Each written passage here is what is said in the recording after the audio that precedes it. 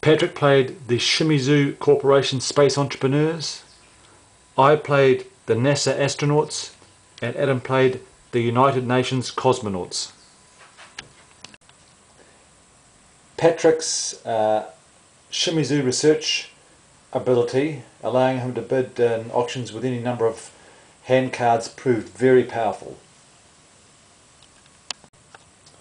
My NASA launch fees ability was useful, but it seemed to pale in comparison with Patrick's ability.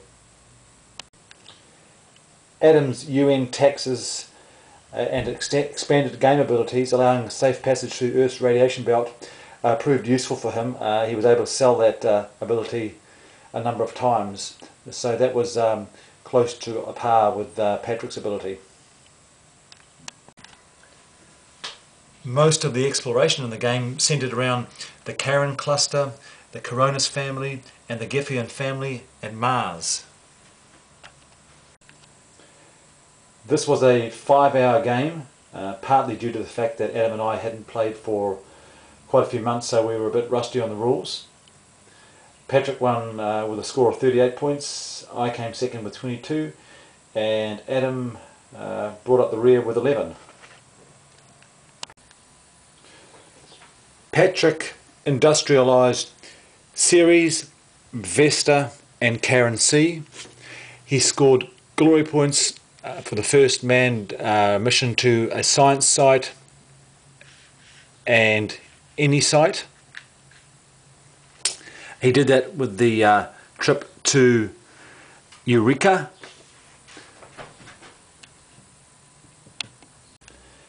Patrick also had a claim at Uruk Solkas at Ganymede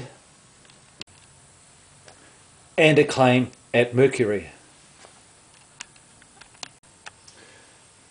Patrick scored on the Space Tourism, Space Venture track after claiming 3 V sites, and he gained the 2 operations per turn bonus, which was very, very effective for him.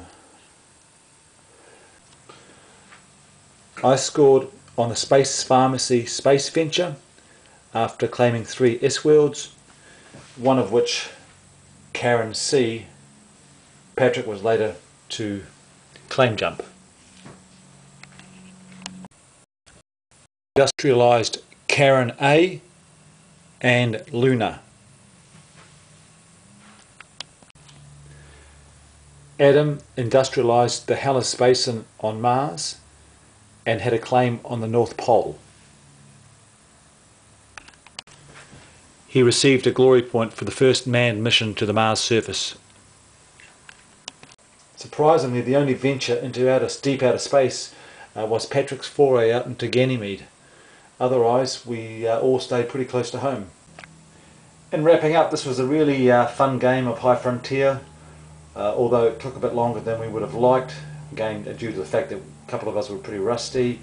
Patrick had been playing a few games recently and that really showed through. He was able to put together some really good rocket combinations and left us behind quite early on in the game.